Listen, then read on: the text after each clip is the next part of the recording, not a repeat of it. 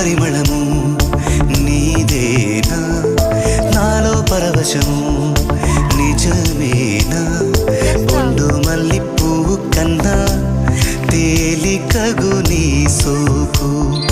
రెండు కళ్ళు మూసుకున్నా లాగు మరి నీ వైపు సొగసును చూసి పాడగాయలా కనులకు మాట రాదుగా వింతల్లోనూ కొత్త వింత నువ్వేనా ఆ అందం అంటే అచ్చంగాను నువ్వే ఏ చిలిపి కళ్ళ